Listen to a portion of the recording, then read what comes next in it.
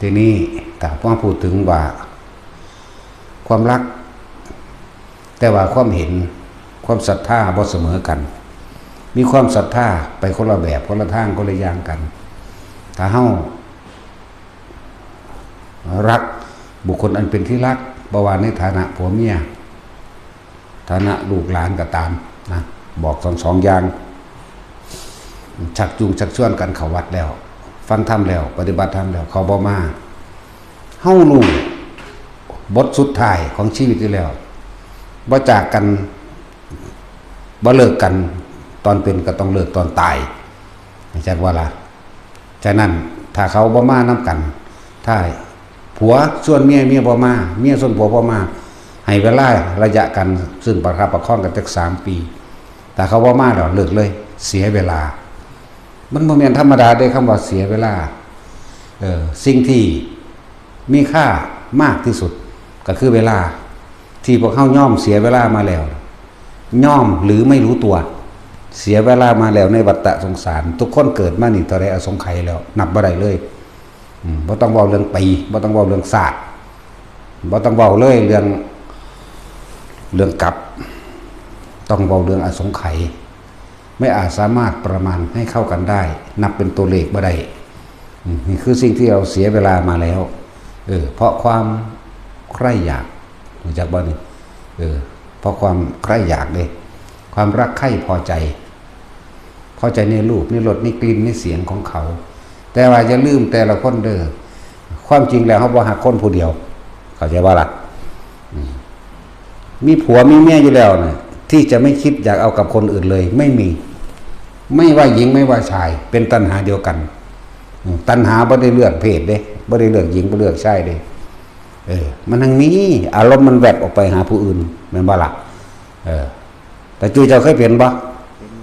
ก็จังซั่นมันบ่เอาผู้เดียวมันทั้งนี้ดอกเป็นบางอารมณ์เข้ามาเข้าใจบ่ล่ะผู้หญิงก็เหมือนกันก็เป็นบางอารมณ์เข้ามาอยากนอนน้ำเขาผู้ชายก็เหมือนกันอยากนอนน้ำเขาบ่ได้อยากเอาแต่ผู้เดียวนั่นแหละจังว่าถ้าเฮาเข้าใจคำว่าเสียเวลาถ้าเขาบ่มาในทางเดียวกันแล้วเลิกคบกันแล้วกุศลกรรมไม่เกิดเลิกคบเสียเข้าใจว่าล่ะกุศลกรรมเครื่องน้อมนำที่สิให้เขาสู่ความพ้นทุกข์คือนิพพานเอิ้นว่ากุศลกรรมนั่นแหละแต่เขาบ่มาก็จำต้องเลิกแล้วก็ต้องไปคิดดอกว่าเขาบ่มีเฮาเขาสิอยู่บ่ได้มันก็เอาผัวใหม่เมียใหม่คือเก่าแหละเนาะก็ยังมันยังมีอยู่แนวนั้นอยู่มันก็เอาใหม่คือเก่าแหละแม่นบ่ล่ะนั่นแหละผู้มันแบบธรรมดาในเรื่องนี้ต้องเด็ดขาดเด็ดเดียวในสมัยพุทธกาลลูกน้อยประมาณบ่ทันถึงปีโดยซ้ำไปได้ฟังธรรมพระพุทธเจ้าเกี่ยวกับการเรื่องคบกันแล้วกุศลธรรมกุศลกรรมไม่เกิดให้เลิกเสียเพิ่นก็ไล่เลี้ยงว่าเพิ่นอยู่กับเมียเพิ่นมาแบบนี้แบบไม่มีแต่บอกกูไปปล้นไปจี้ไปฆ่ามีแต่บอกกูไปลักมีแต่บอกกูตีกูฆ่าเอามีแต่บอกกูเฮ็ดแต่แนวมันผิดตัดสินใจเลิกเลยแล้วมาบวชนี่แหละความเด็ดเดี่ยวของเขาเจ้า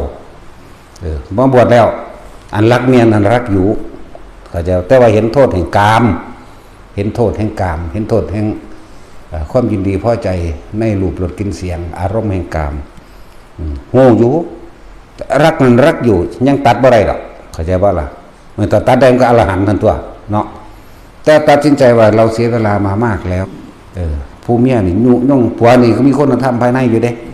ทั้งที่พระท่านเคยเห็นพุทธเจ้าก็สร้างมันที่มีจิตใต้สำนึกหรือในสำนึกของแต่ละคนมีอยู่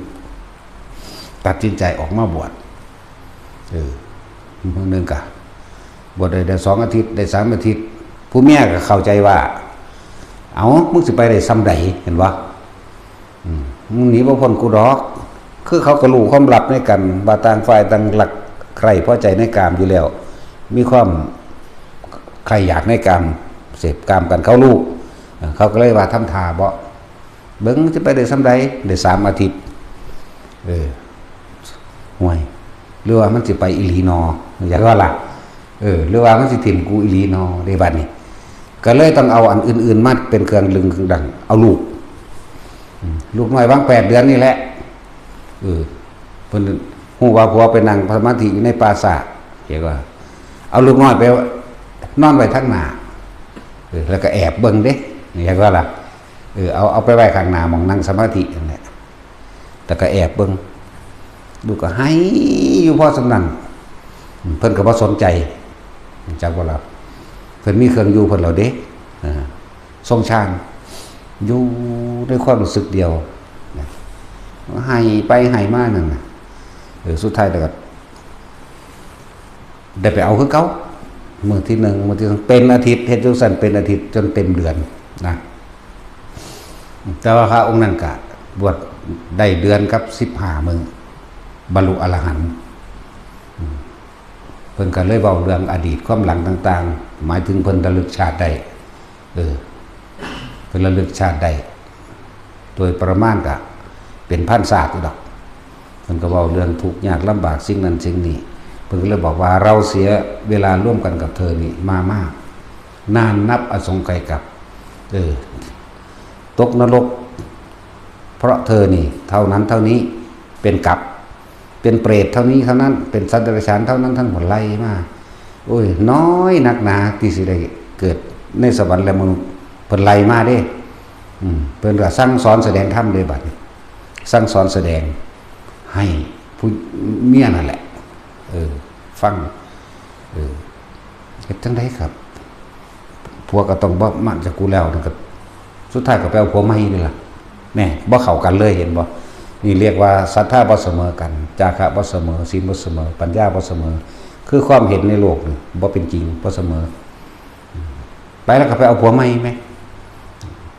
แต่ว่าก็เป็นกรรมของลูกอันนึงลูกสุดท้ายแล้วอายุ7 ปีก็มาบวชเป็นพระอรหันต์ได้นี่มันมีแนวจังซี่อยู่ลูกนั้นถ้าเว้าโดยอดีตกรรมของเพิ่นคือมักภาคพ่อภาคแม่ภาคลูกในสัตว์ต่างๆหรือบางศาสตร์ได้เกิดเป็นคนที่มีอำนาจลูกนะลูกไส้นะลูกไส้เด้เกิดเป็นกษัตริย์อยากได้ลูกไผโดยเขาบ่อนุญาตก็กระชากเอาเลยข่มเหงบังคับเอาเลยพัดภาคเอาเลยนั่นแหละเลยมีการพัดภาคอยู่กับพ่อกับแม่โดยครอบครัว3 คนบ่อบอุ่นนี่นะใน7 ปีมื้อนึงเขาเด็กน้อยมันหยอกมันล้อกันว่าแต่ลูกพระอยากว่าล่ะพุ่นพ่อมึงหนีไปบวชแล้วพ่อมึงเห็นแก่ตัวพ่อมึงขี้ข้านจังซี่นะแต่บ่อันลูกที่เกิดใหม่กับพ่อใหม่นี่น่ะมันล้อกันพุ่นพ่อมึงหนีไปบวชแล้วพ่อมึงขี้ข้านพ่อมึงบ่ได้ขยันคือพ่อกูทำมาหากินพ่อกูพากูรวยบ่ได้คือพ่อมึงพาทุกข์ยากเกิดความสะเทือนใจจังได๋แล้วจังว่าไปฟังธรรมจากพระสารีบุตรก็แสดงไปได้ดวงตาเห็นธรรมที่บ่กลับบ้านนี่ขอบวชกับพระนานบ่โดนมานานเด้อาทิตย์เดียวนึงได้เพิ่นบรรลุพุทธเจ้าว่าแม่พุทธเจ้าพระสารีบุตรก็แสดงพวกอนุปิพิกถาเว้าเรื่องทานอนุสงส์ทานเว้าเรื่องศีลและอนุสงส์ศีลแล้วก็การบ่รักษาศีลเว้าเรื่องพัดภาคจากสิ่งที่รักพัดภาคจากมารดาบิดาพัดภาคจากลูกจังซี่นะคนก็เลยสะเทือนใจโอ้คือสิเป็นเหมือนเฮานี่เนาะนะอยู่บ่ได้ครบเราต้องอาศัยชายอื่นมาเป็นบิดาเป็นพ่อเลี้ยงพ่อจริงๆของเฮาเพราะว่าเห็นทุกข์ในวัฏสงสารเช่นนี้เนาะนี่ก็เลยเกิดดวงตาเห็นธรรมะก็เลยขอบวชที่นี่ผู้อันเลยไปขอแม่ก่อนนะเพราะว่าพ่อได้บวชแล้วเห็นว่าล่ะทั้งผู้พ่อเลี้ยงมันสร้างอยู่แล้วมึงสิไปตายทั้งใดมึงก็ไปทางผู้แม่ก็ว่ามึงคือสิขี้คร้านคือพ่อมึงแหละนั่นเห็นบ่ไปหนีไปอยู่น้ำพ่อมึง